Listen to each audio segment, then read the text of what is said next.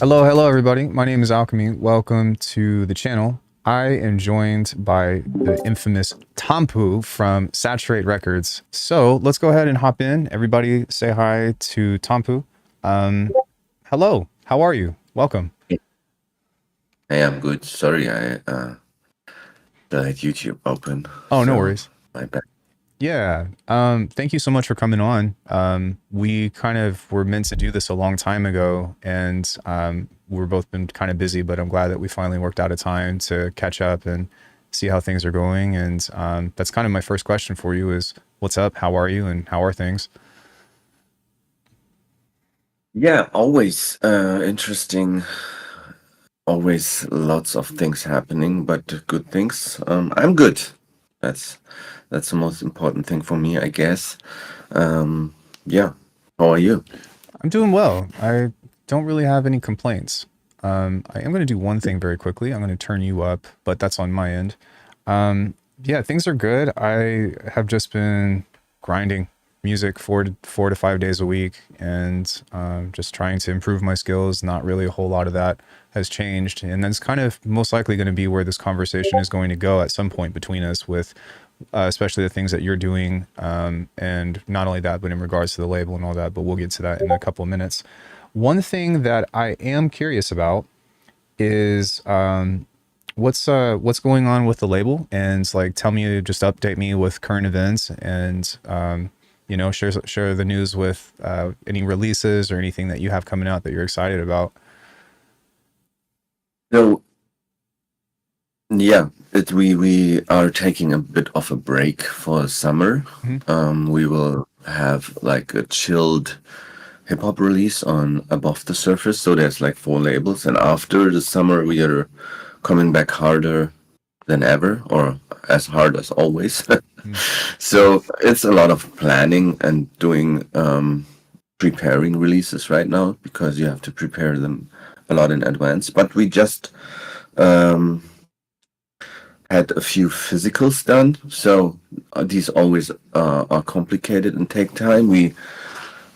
It's just laying around here. We have made a cassette for Kunas, which is an awesome release, Oh, which sick. I really do love. Yeah.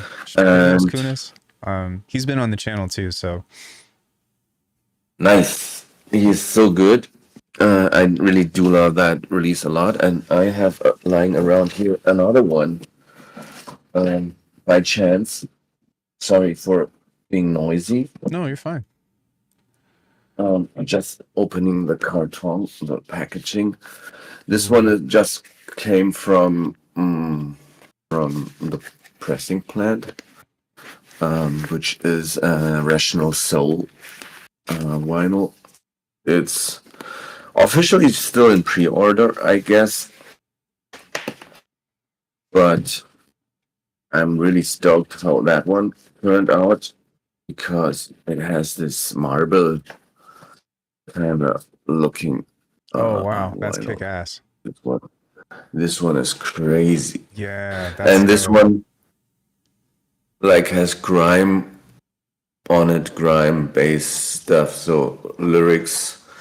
It has a DJ Pound remix, so that one is really heavy and really stoked on how it turns out. But the whole process of producing physical is not getting easier, and it was a bit of an annoying experience. But it's done. I'm really happy it's done. Yeah. Just really fast, just because I think we're on the topic here. Which I'll put a link in the description, but where's the best place for people to pre-order off the website at saturaterecords.com? Yeah, no, the saturaterecords.com is dysfunctional right now Okay, because, yeah, the service we use for that is discontinued. But Bandcamp is always the best place. Bandcamp. So right now, it's Bandcamp Saturate Records is always the best place. Yeah. Sweet. If you can remind me after the call, and I'll remember to put a link there that people can go to check out all of the releases and stuff. Yeah. Yeah. So that's pretty awesome.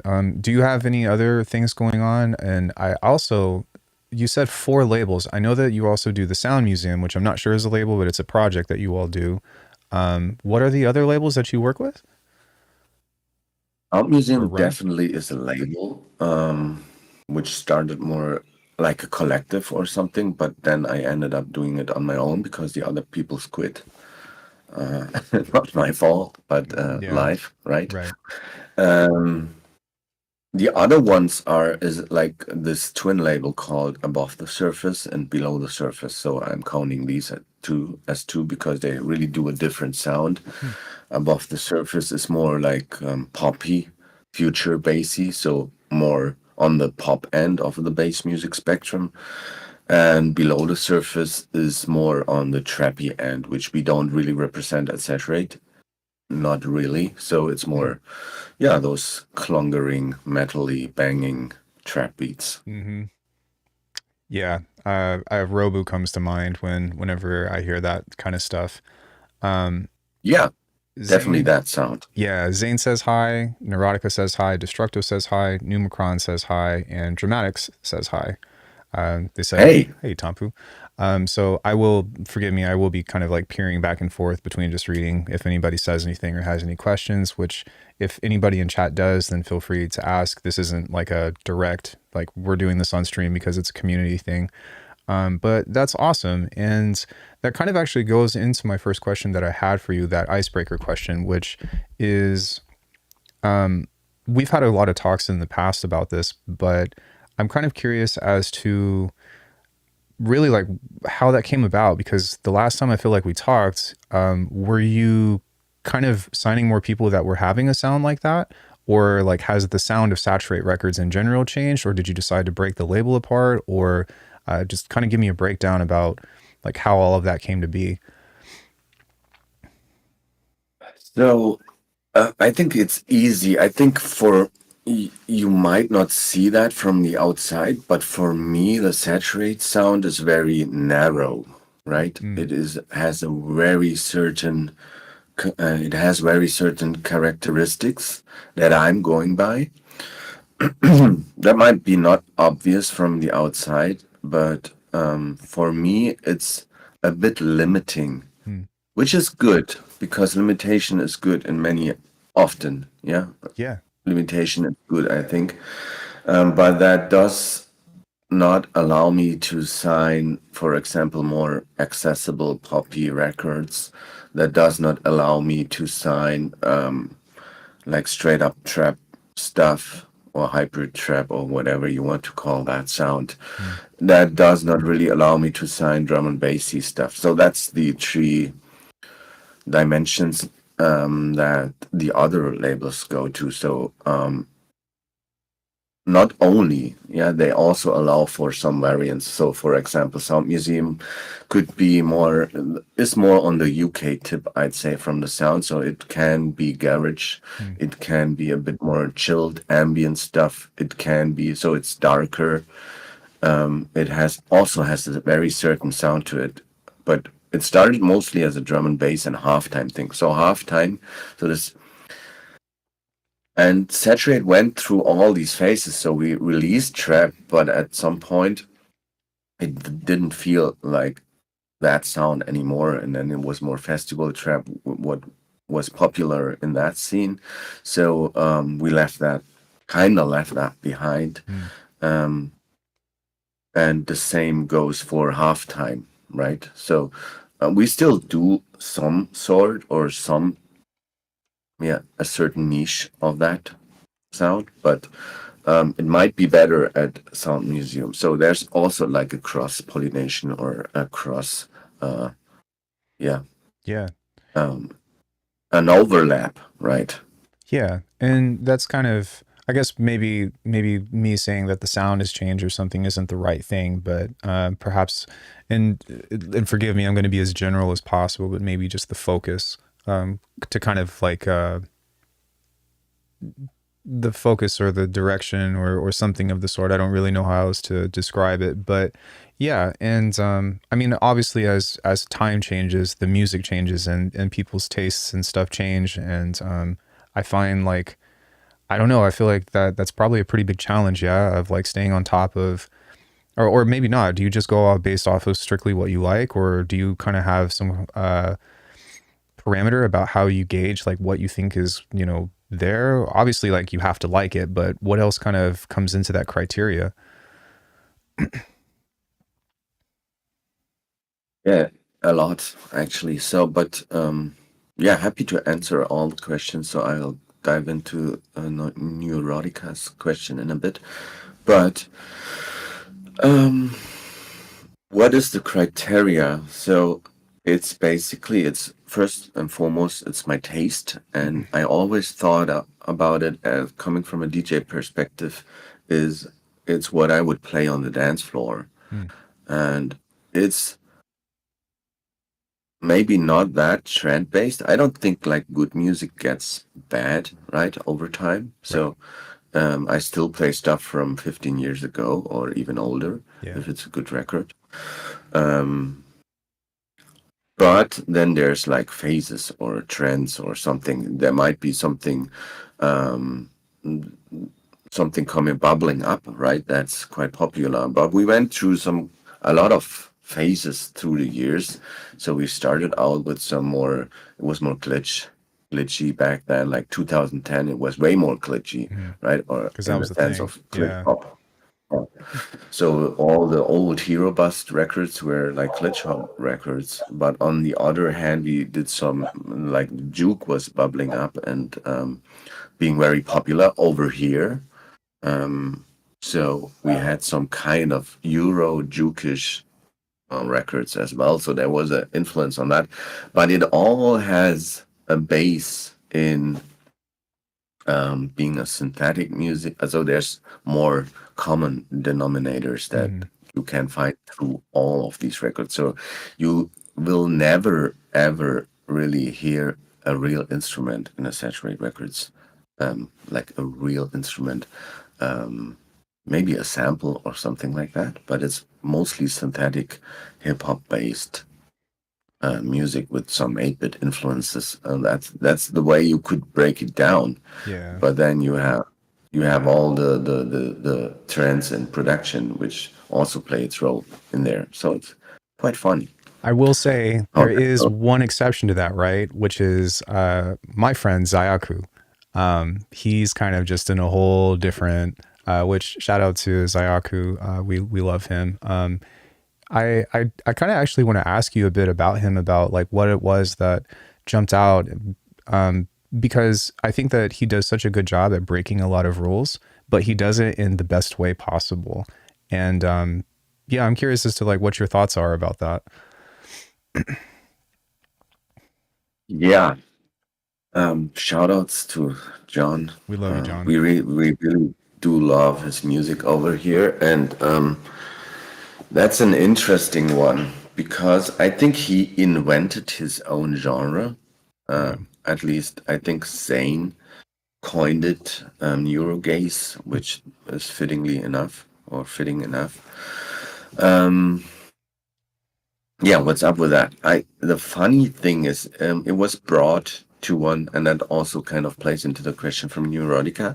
It was brought in by one of our A&Rs, who sent me a demo or a pack of demos, and there was one or two tunes that were not this new style that we later signed. So it was more saturated in the Yeah. beginning. So there was that overlap again of his style Mm, and the stuff that I dig. So it was just natural signing him for that. But there also were some tunes with vocals in there, and they when I always when I sign something, I always go through the demos many times until at least when I'm not sure if I should sign them. So I listen to them over and over again, and then these are like growers, right? There's the ones that you sign instantly, and then hmm. there's the one that have so good musical content, then you go back to them, and then you learn how good they are, Right. right? So, um, and yeah, I kept going back, and I kept feeling there's something in there, right? It's real music. It's not just yeah, and there's a lot of emotion, and there's singing, which is very rare for Saturate. I mean, not a lot of real instruments, I think, because it's programmed and stuff like that. Might Yeah. be like real drum samples, but I'm not sure what you're referencing regarding. But there's a lot of singing, and there's never a lot of singing on Saturate. So that's yeah. And then I was still undecisive. I liked the music, but it was so far from our core sound, but it was Yeah. so good. So I was going back to the team and asking the team, which is Zane and Brandon, and I don't know who was around at the time, and I was asking them and Mary as well, which who is my wife and Mm. also part of the team, and they all were very much about it. So especially Sane was like saying this is something special.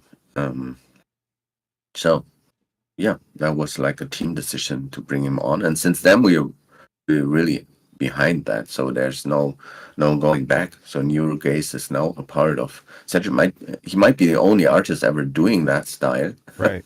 So it might be starting a trend. I think his new stuff. I think we have another EP in the pipes. He's writing so quickly. He writes so fast. I'm just like, bro, Yeah, like what? Granted, it's hard to get him to leave his house to come by, but it's always a good time whenever I can get him out here. He's not far away. He's like 10, 15 minutes away, but he's also pretty busy. you never see him. Yeah. Yeah, he's a so.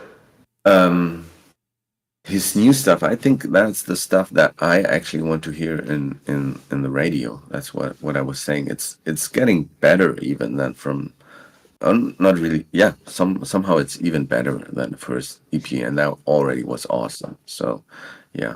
I'm really glad that you brought that up because my next question for you was like outside of the label and outside of like looking what you can onboard. I'm kind of curious if there's just anything significant that you've been listening to recent times that you're like, hey, this artist or this group or this area of music is something that you have really been enjoying. Yeah, there's always music that I listen to that's not never yeah. Yeah, I do like all kinds of music. I get inspiration from everywhere. So I was listening while doing my taxes. I was listening to a lot of Indian flute music, Hmm. and which really gave me that state of mind to just be calm and not rage quitting doing my taxes. Oh God, yeah, tell me about Um, it. and I never was the person to actually listen to music while working because that doesn't work for me. My brain doesn't work that way, but that worked because it was, I don't know, in these frequencies. Hmm. Um, yeah, I do. I would need to go through my library to actually pull some stuff out, but I really do like grimy stuff. Hmm. I listened. I really did like Bianca Oblivion, I think. Bianca Hmm. Oblivion stuff on Lucky Me. So I do listen stuff on other labels that I really like. So stuff on Lucky Me, Hmm. um, stuff on Warp, stuff on yeah other bass music labels, but also some more. I do in the past year I listened to a lot of lo-fi, just letting it run. Um, Yeah. Also enjoyed doing my fair bit of lo-fi, but never released it so far. Yo, Grimtech, nice to So see you here. Philippe just showed up, or Grimtech, and that was going to lead into the next question that I had, or the next topic, which is it's not really a question, but it's more so of just a reflection. I feel like even though you and I got connected a few years ago, it's so cool to see like how people from our community is for one overlapping, but I'm seeing people like Grim, or I just gave that away. I'm sorry, but people that I know who are getting onto the label, you know, and it's something that I think I'm personally very proud of, because I hear people a lot being like, "Yo, you taught me a lot" or whatever, and for me, I'm always like, the credit's all theirs because they're the ones that are doing that. But I am very proud of the community and very enthusiastic about how awesome, you know, our circle is, just with people getting involved, especially with you all and your remix contests or like your jams and the stuff that you host in between. And then a lot of your guys come over and hang out with me on stream 4 days a week. And there's just this like huge interconnection of like, I feel like everybody knows each other and we're all family. But yeah, I don't know. It's almost like watching people grow up, you know, which I don't mean that in a mean way by any matter. It's more of like my success is, or your success is my success. But I'm guessing that's pretty common for you these days. Yeah, you just like getting to know people and stuff like that. I feel like Flesh Interface is another person, which I didn't meet him through my community. But for how little time he's been producing and him getting involved with that, and then just like, you know, having an insane glow up, it's pretty amazing to watch. And I love that about just what we do. Yeah, and that's basically seeing that over that span of time, right? It's Yeah, been 15 years or something, seeing people rise and seeing people stop again, seeing people, yeah, some are faster, some are very consistent and slowly grinding. So each in their own universe, but some, again, and there's an intersection and where we meet in these streams. Some meet in these streams, you know, some meet in others, some meet in real life, right. like you guys in Las Vegas. Uh, so yeah, it's funny to see how it would be interesting having that mapped out, right, on a neural map or something, how Right. everyone is connected, because everyone is connected over two corners or something. It's like with Yeah. We all know relation. each other. I think Yeah. like something that I do really appreciate about this label specifically as well is that I think the best way that I can describe it is presence. I want to say you are the only label that I know of that is actively engaging with the community as much as you all are. And I'm not even talking about from a submission sense about like being available and being able to talk and chat, which is kind of where we'll be going here in a second. But the fact that somebody can reach out to the label head, somebody like you, or somebody can reach out to Zane. Like I love Zane. I love you, bro. He's amazing. He's somebody that when it comes into music stuff, he's just always around. And if it's not him, it's somebody else from Saturate in the Saturate group or that runs, you know what I mean? You all are people and you act like people. And in the past, at least for me, with every other label that I've dealt with, except for my only release with Discult, which they're great, it's very difficult to even get a hold of people or to even be like, where do I submit or how do I get in touch or in contact unless if you know somebody that knows somebody. And for you all, even though your circle is, I wouldn't say huge, it's still accessible to everybody. And it's a safe space for producers to come and get involved and work on improvement, work on collaborations, work on these community events. And I was just wondering if you had any thoughts about that. I'm not sure if I can talk about other communities and labels. I feel like they exist out there and they might even be bigger. There's like a few communities on Discord that are huge, Yeah. but I never go there because out of time. I would Yeah. love to connect more with other communities or even starting a little beef for fun, just for Hmm. battling.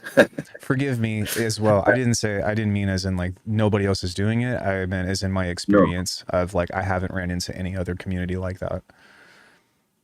Yeah, and that might be because we don't go there because we're Hmm. in our little world. I'm not sure because I Me never neither. go there. Yeah. So, but I feel there's some out there, but yeah, and I think that all happened since we last talked. I mean, last talked like 3 years ago because I Yeah. remember I didn't have a proper mic then, and I didn't start streaming, Mm. and the team we didn't do these feedback streams, and a lot. You were mentioning the beat battles and something else, but I think the feedback streams are really what's connecting people and starting off like little feedback groups. And yeah, we sign a lot of music actually from these feedback streams lately, which is so it's like an open the membrane is that's a way too complicated word for me. So you can come through, right? It's Yeah. actually you can come through the gatekeeping. I don't like the word, but um, there's no gatekeeping in here. Yeah, and it doesn't even necessarily have to be that. I think it's just the presence, right? Of just being present, being around. I think that just as a byproduct of producers and stuff, because you are also a producer as well, bios, if I'm not mistaken. Um, or are you under a different name now these days, or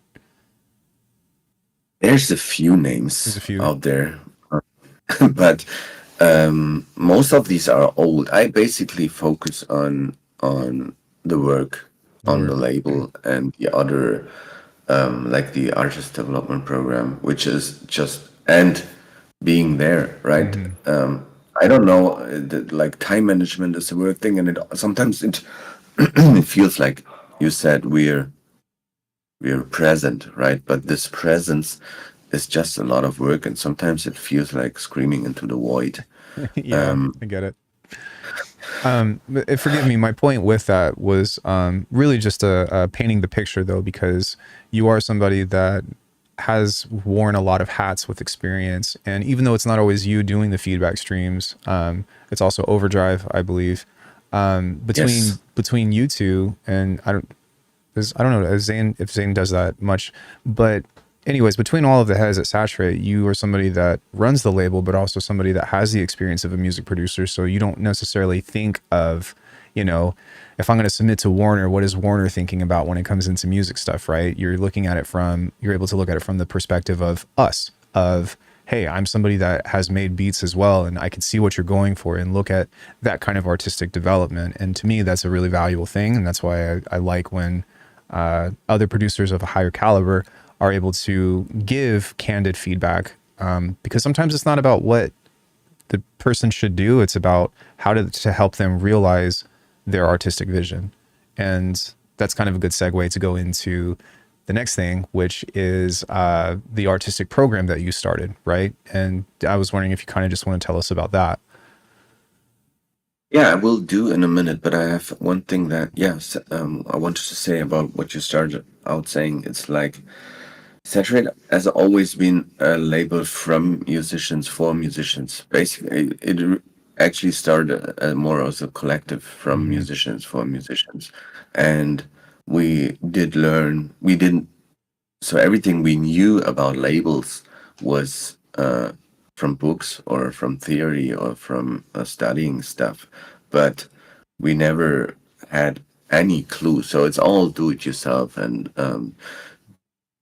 the landscape did change so much. So there's not these major labels, indie labels. That landscape changed so much when we started out.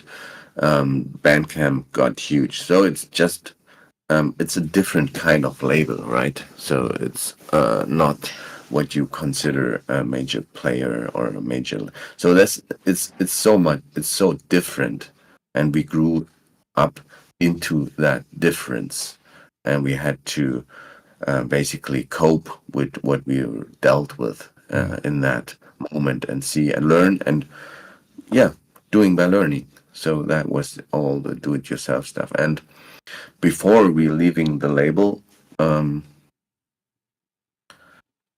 talking about the label, I wanted to reply to Neurotica's question.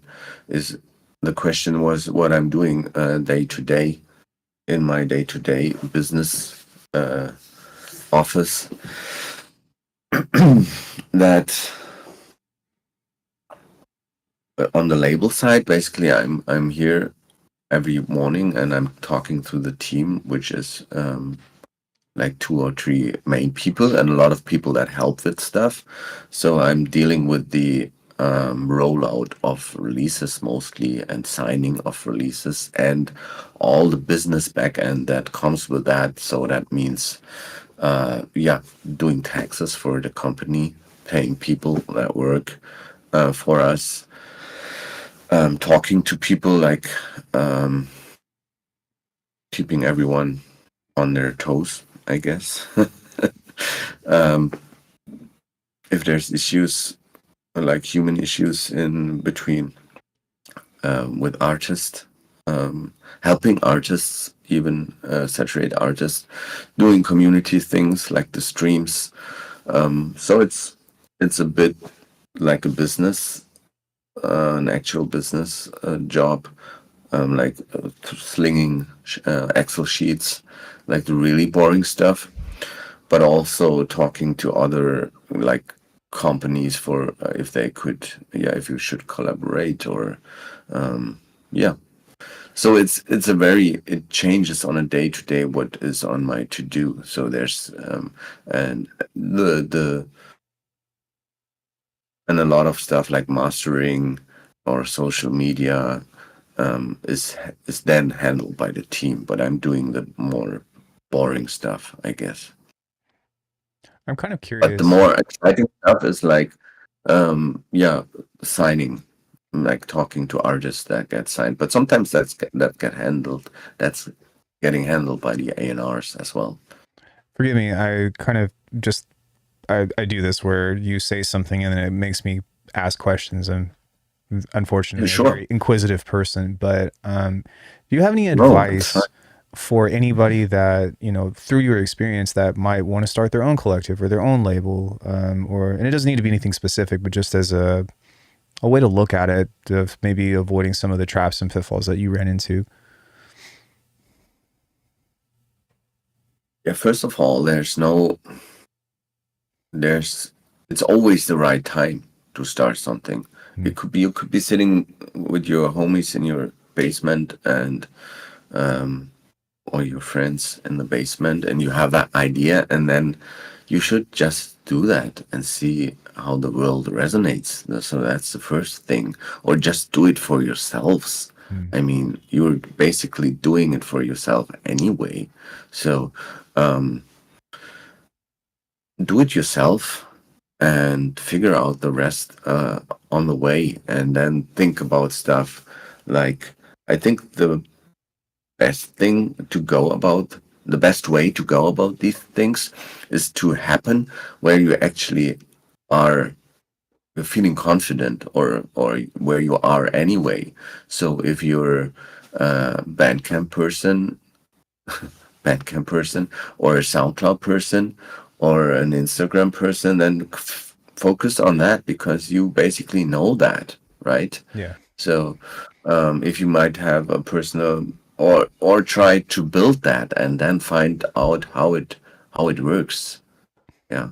So And these are things that you also go over in your artist development program, right? I think I wanted to make sure that we had some space to talk about that because I also feel like that's another big thing that you've been doing on your day to day with just things pertaining to the label and all of that. And I'm not really sure if that's necessarily part of like just or like what the model behind that is. But I'm curious to know because I remember we've had a short talk and I've listened into at least a couple of your artist things to where you've gone through people. And forgive me, I think I was washing my car when, so I was kind of just listening in. But yeah, just talk to us about that and kind of give us the lowdown and about how, you know, these are things that you can offer to other people to help develop themselves. yeah, the artist development is something I started at the beginning of last year. And it is separate from Saturate, I'd say. So Mm. it's a coaching program that I do for musicians that really want to speedrun, I guess, their roadblocks, Mm. because I think every musician struggles, and it comes from seeing all the musicians struggle over the years, right? So I've been doing that for 15 years, or back then it was 13 years, and I've been seeing all the issues that everyone has with anything. Some Anything. might Yeah. struggle with mental health, right? Some might struggle with writing writing blocks, writer's block. Some might struggle with distribution. Some might struggle with promotion. Some might struggle with production.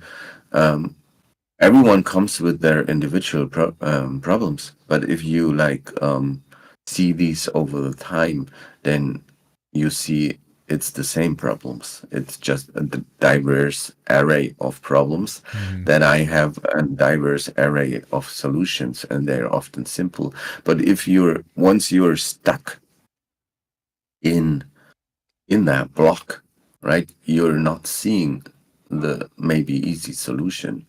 It's not always easy. Sometimes it's a matter of being consistent and showing up, or it's a matter of getting mental health help, Yeah. right? I'm not here to cure a depression, or I can't, I'm not, although I studied psychology, Hmm. I'm, I don't have the license to do so, right? So I'm not allowed to cure your depression, but I might help along the way, right? So that's one thing. But often it's basics of production, right? I for myself, I would say you're not the one struggling with production, right? So you have a lot of chops and a lot of skills when it comes to that. But most often, when someone starts out, for example, and they are not classically trained, they might Yeah. feel bad about not being classically trained. So you can give them a bit of that. Like Um, tool sets and and strategies, right? To help equip them to make up for their weaknesses and whatnot, right? yeah, Yeah. and most often they are not weaknesses because they are all already overcompensating for that. So Hmm.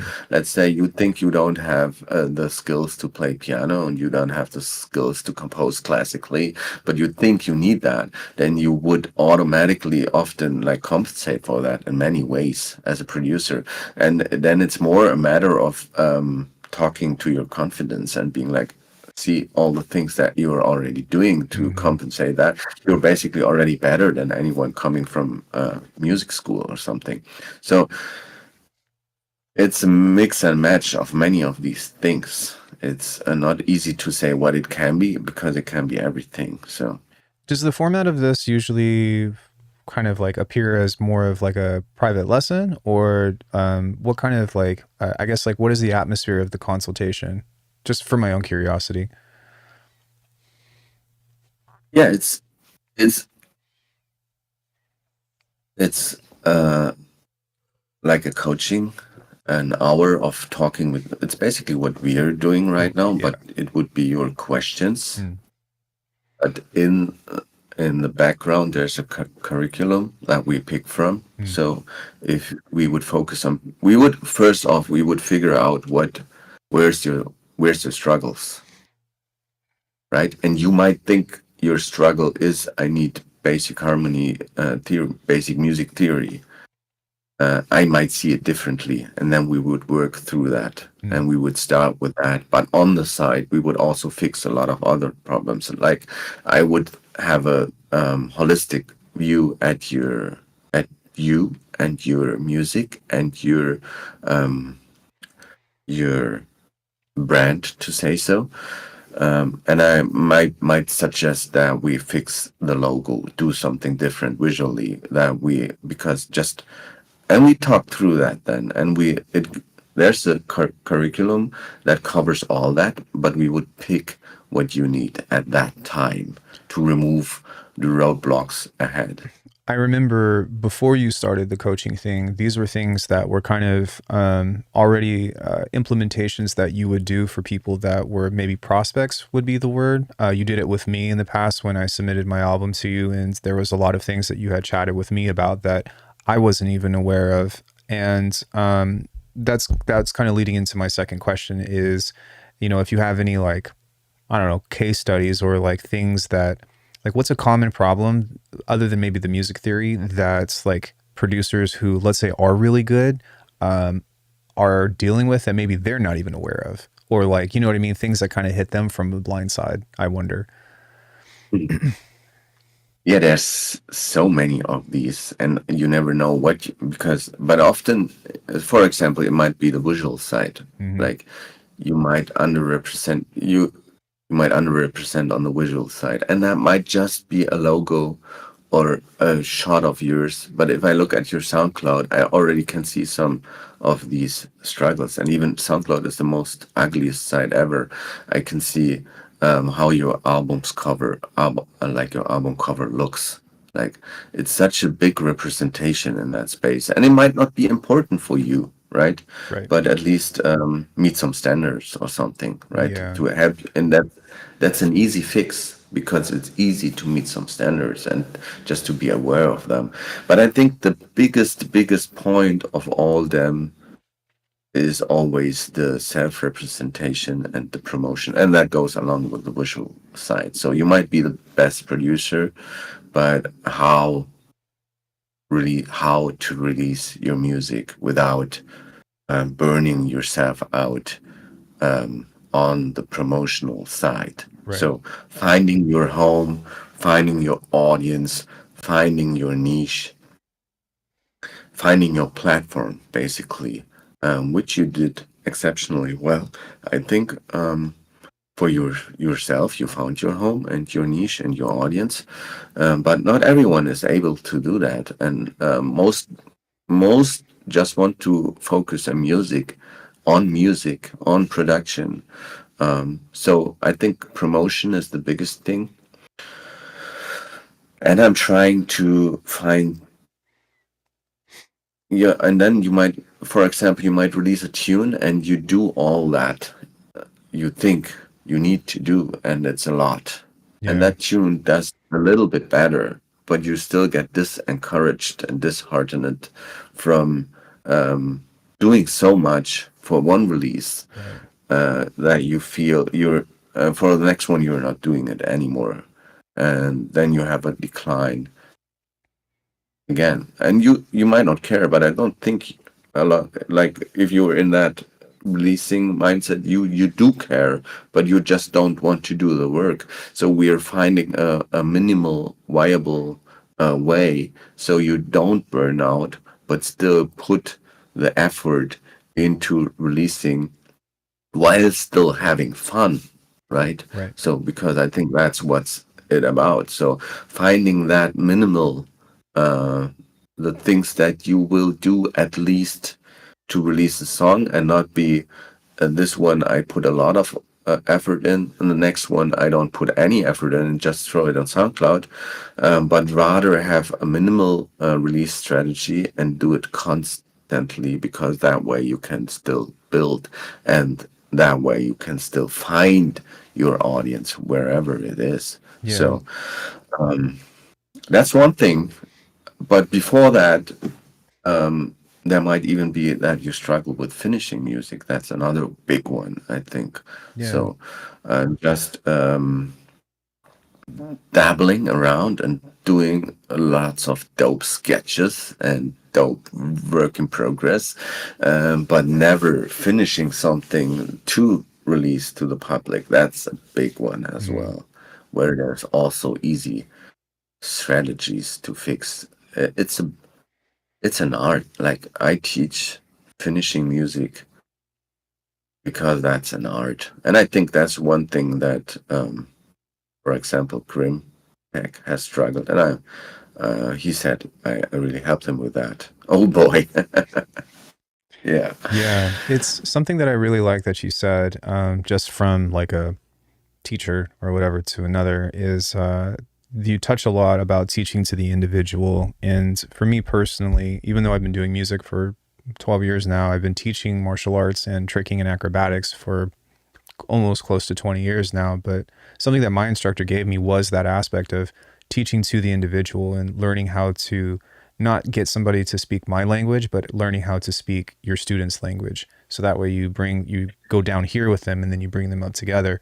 And I just want to say, like, I wish that I would have had somebody like that during my upbringing for learning music production, because most of us do it on our own. Most of us do it through YouTube. I've got three main hobbies, and the one that I'm the best at was the one that I had a coach with the entire way. You know what I mean? And if that doesn't speak volumes, then I don't know what else will. Yeah, just as like a practical question, how can people get involved with that, and how can they reach out to you to, get set up, or to, do you offer like a free like pre-consultation, or do you, how would somebody engage with you to, you know, get into something like that? Yeah. We offer a free consultation actually. That's like a 15 to 20-minute call where I also actually try to offer like a quick fix.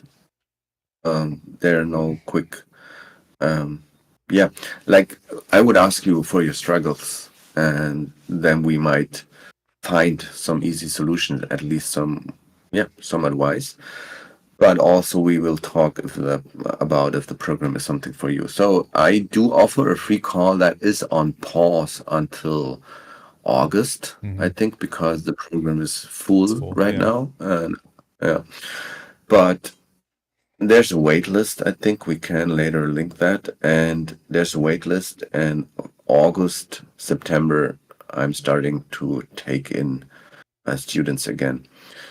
And the question before I did not quite answer. I think we went on a sideway. The question was, how does the program look like? It's like the full course is a 12-hour program Hmm.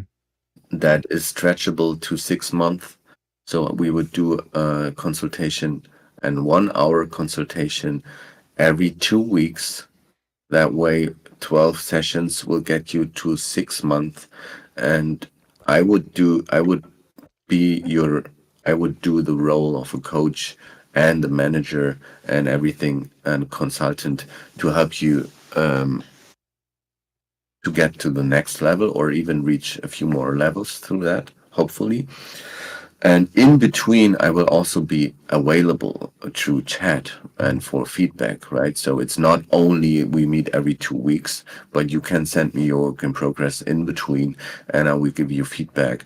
We will do mastering analysis, stuff like that. You will get a really thorough written feedback on your music, and I think that's also the one thing that might not help as much with like model or what's it called? Like the stuff you do, the kick flipping.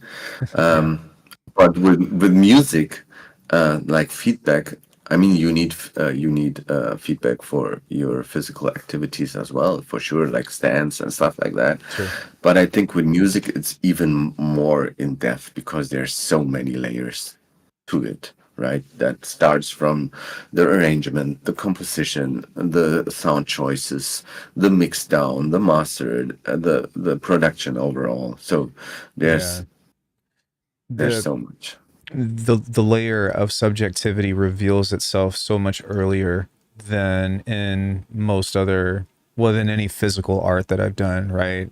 With the things that I do, there are mechanics, there are things that foundations that work the way that they do, and in music that is true as well, with certain things, right? With structure, with frequency, with the laws of, science of about how our ears respond to things. But outside of that, with what genre, what's your groove, what's your, you know what I mean? Like teaching groove is something that, like, shout out to Aiden.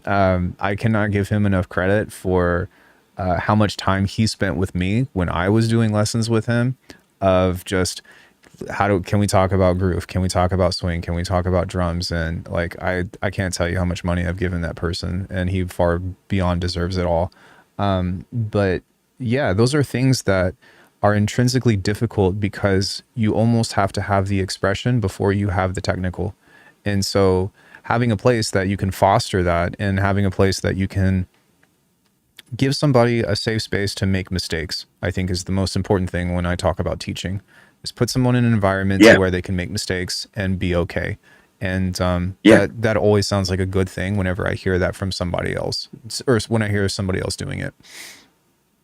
yeah. It's like there in this program, there's no bad questions, right? Right. Because um, you might feel you're lacking um, basic knowledge, but do you go to ask, right? Maybe you're not the type to go to YouTube and watch compression videos. Maybe you can't learn from that, Right. right?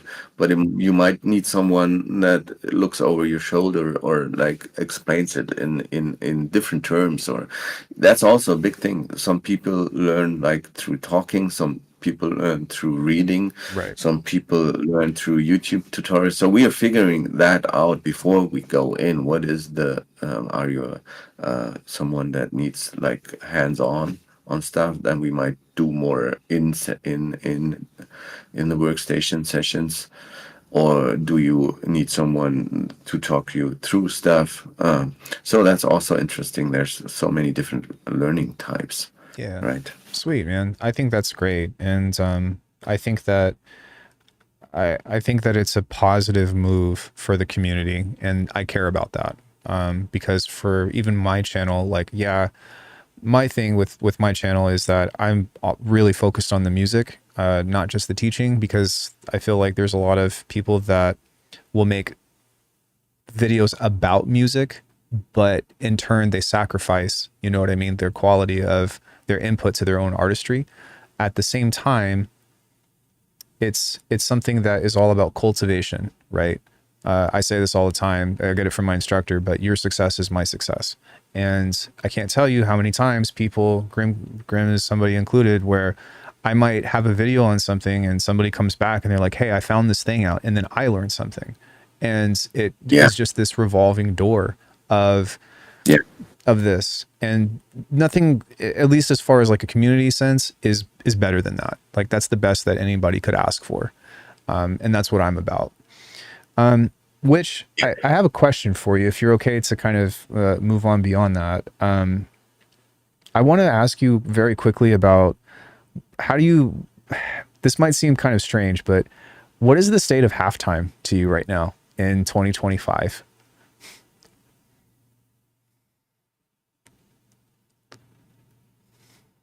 I'm not really sure. I don't. I don't see. Yeah, that's an interesting question. Um, I don't really think that these genres are so strict, and that's also often the case with producers that think um, it is. I'm just doing that one thing. I think drum and bass is popping, Mm-hmm. right? Garage is popping, so halftime might be a bit on a back burner there. But as it goes, it always goes in waves. Right. So drum and bass was a wave for a very long time, and garage wasn't as popular as it is now. So now it's back fully, I think, for this summer. Drum and bass been back last summer as well.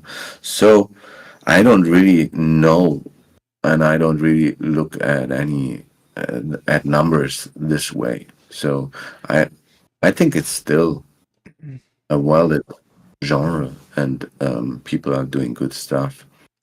So people like fake two piece, or yeah, I think they're one of the. But then they're also doing like 140, Right. right? So she has just released like two big um, LPs, Mm-hmm.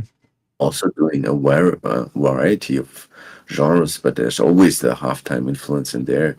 So yeah, it might be blending in more with all of the, and that's also what we're doing. It's a big blend and mash of all these things. Like halftime for me is more, yeah, it's more all of these production techniques of like the bass um, handling, the handling of the bass.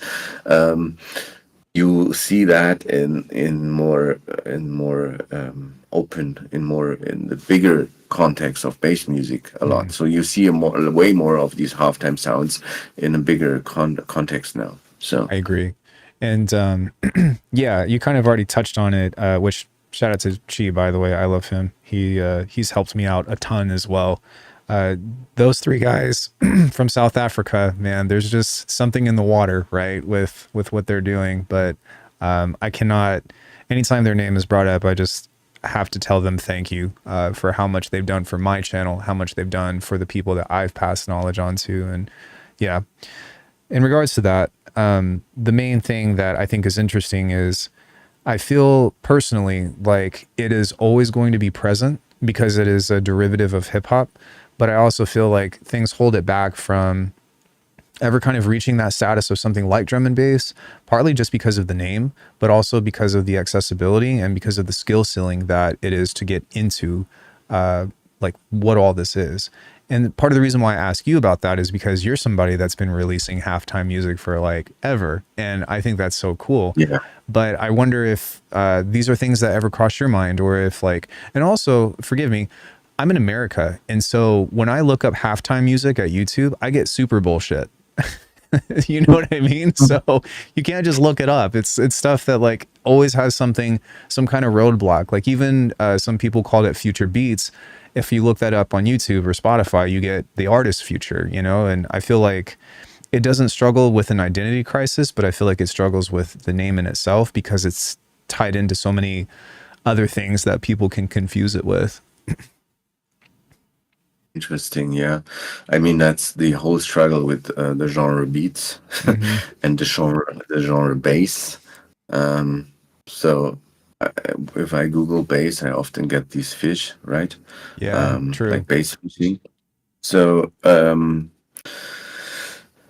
halftime, I think, will never be as popular as drum and bass because it's not as poppy. Drum Mm, and bass. I was just thinking while you're talking about what is it, right? But drum and bass has um the can be very poppy, can be very mainstreamy. Halftime just can't. There's no. It's just a sound. So to be mean to halftime, it's just a sound design fest, right? There's no yeah. real. So it will never be mainstream. It will always forever be underground, and maybe that's a good thing. Yeah. And that's okay. And I don't necessarily have a desire for it to be, you know what I mean, like EDM or something like that, or a big room house. At the same time, I do hope that the community is able to grow beyond just this tiny circle that we have, just because there's so much to love about it and there's so much to share about it. And part of, for me, what makes halftime so cool is the fact that everybody that's involved with it is constantly pushing the boundaries of sound, of rhythm, of, just anything that is, it's very like volatile, I would say, because if you look at what a halftime track is, the criteria for it is very narrow, and the expression and what else it could be of like, oh, that's a halftime track is vast, because it's, if I had to describe it, it's really just hip hop with sound design, with an emphasis on sound design. But how many different kinds of hip hop are there? How many different kinds of, you know what I mean, expressions of that with coastal beats or trap, or you know what I mean? And it all kind of falls into this conglomerate of, What I don't is know. coastal beat?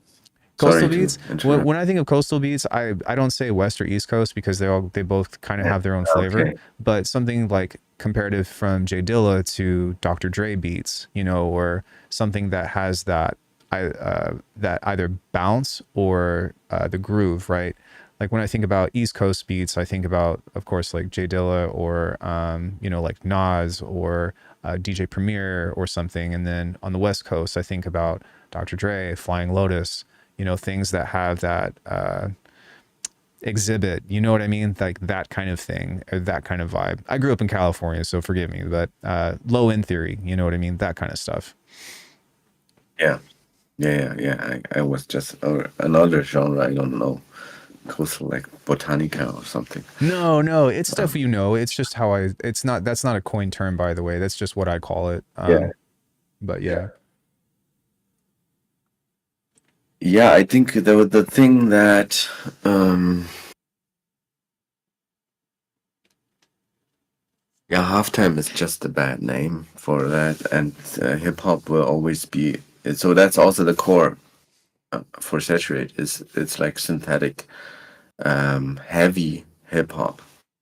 So at some point it was like these just huge beats, but then big beat already is also a bad genre. right? So a Yeah. bad genre name, What and does that it's mean? not Yeah. what I want to. Yeah, what is that? But it kind of describes also what I do at Saturate. It's Hmm. really huge, heavy, big beats, right? But yeah, there's just no good name for it, and yeah, maybe there will be at some point. Um, yeah, well, it's the basis is hip hop, so we could call it instrumental hip hop, but that doesn't work either Right. because there's so many different, as you said, there's bounce, there's So much more coastal nuance. beats. Yeah. Yeah, so that's good. I think that's good, but just don't narrow yourself down mm, to that, yeah, genre I guess because it's not. if Yeah. you just off the top of your head, if you could call halftime anything else, because I ask my chat this a lot and we joke about this, what would you call it? Yeah, the thing, someone brought it up. And I called what I did like 15 years ago. I called it hybrid. Um, and we always do like funny genre names. But hybrid is also so blurry. So I don't have a better name right now. That's Uh, okay. You could have said like unicorn, unicorn beats or yeah, something. G Punk. I did Yeah. like G Punk quite a bit. Then G the Funk. slime. No, G Punk. Oh, G Punk. Sorry. I thought you said G Funk. I was like, Yeah. oh, okay. Yeah, sure. No, but there's and I like the slime punk movement as Hmm. well. That was like Nasty Nasty and Bleep Bloop doing like 120, 116, Hmm. 112 BPMs. Um, West Coast bass music was also a thing, but fuck a genre, right? So it doesn't matter. Of Just course. um, yeah.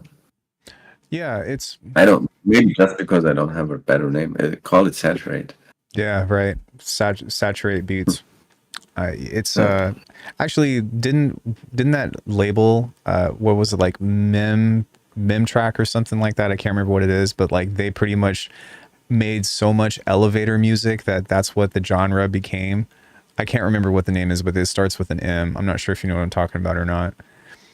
But I watched a No. documentary on this recently. There's like this label that really, in the past, it's super old, but released so much elevator music that now that is the genre. Is elevator Yeah. music is like mem something or whatever. But Yeah. Yeah, so I think we have that niche sound, so you could define it as a genre, but it doesn't really make sense. Maybe that's why I think the someone in the chat said it's more genreless. So it's going back to being a more broader, open.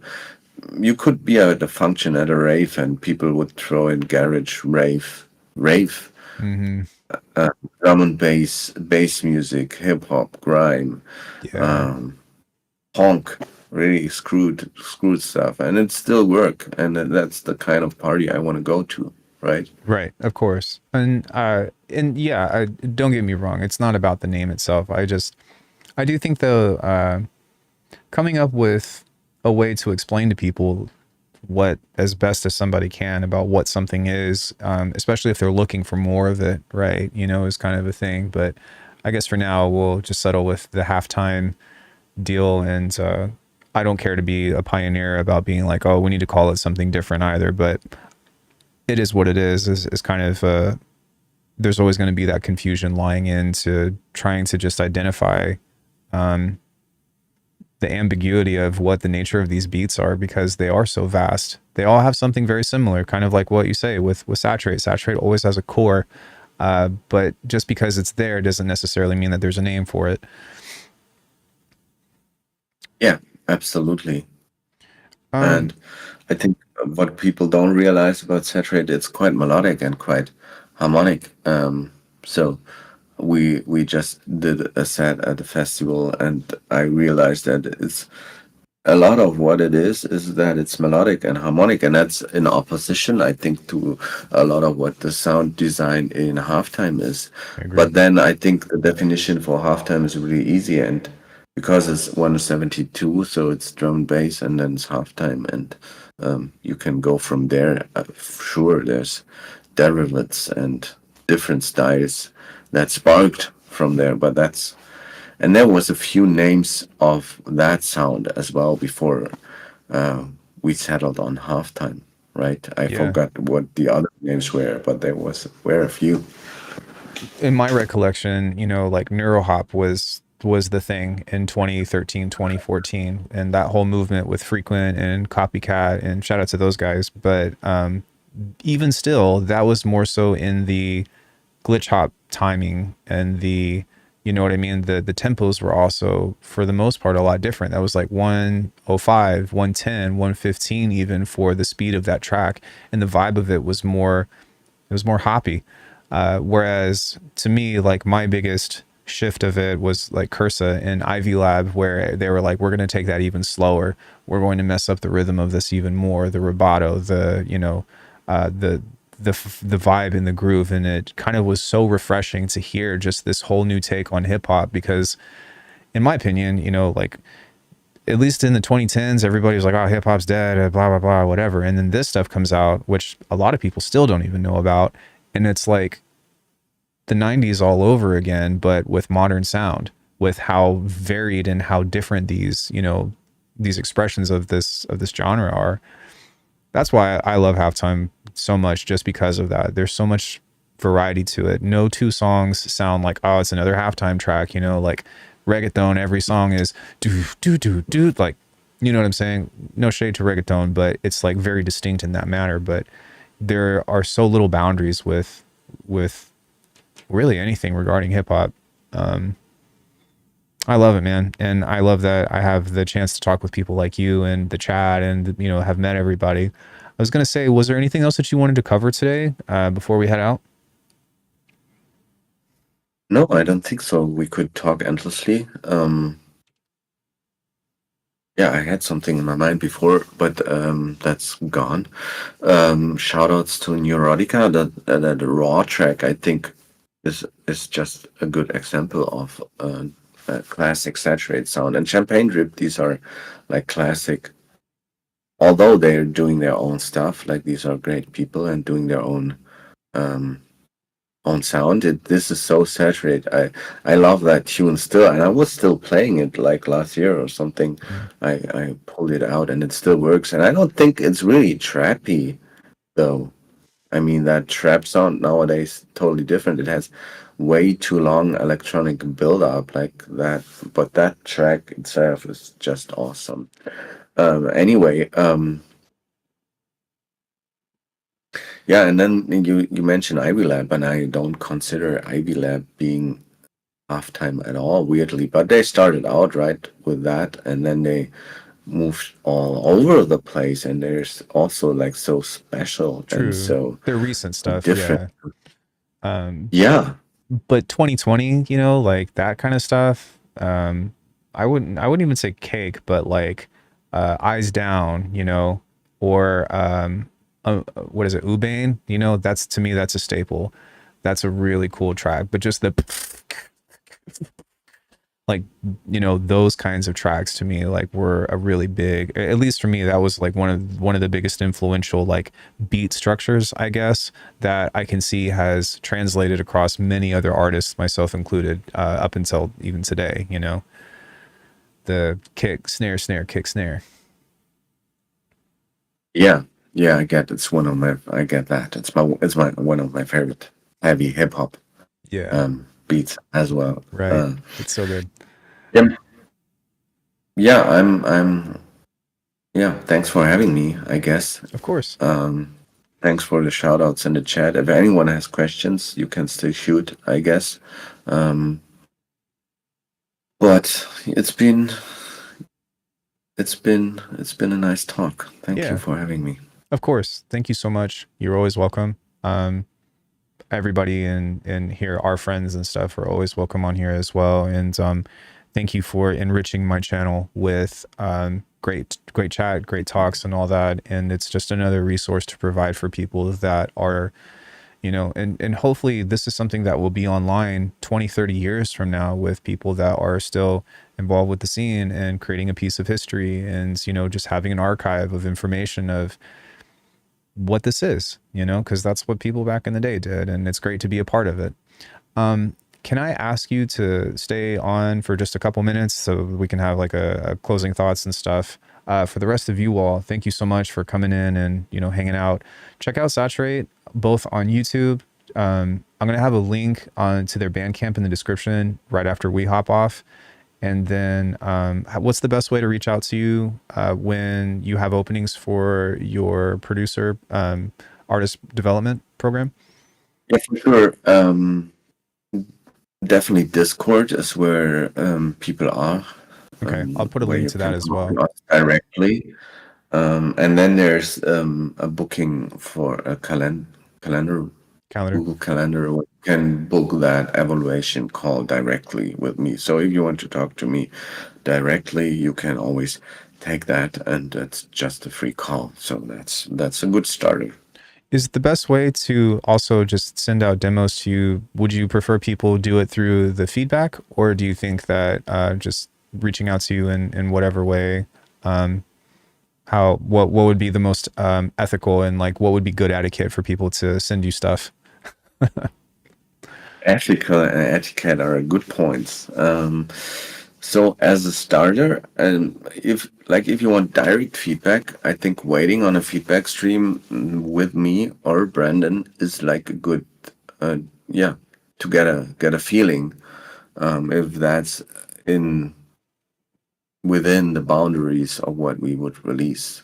So because yeah, we're directly giving feedback. I think that's the most direct thing you can do. Then there's the demo drop where you can always drop stuff. Then, but that might not be as direct, and you might not get feedback, but you might get signed. We do listen to all the demos that we get, but it is a lot, Yeah, so I it bet. takes time, and we're always behind on that.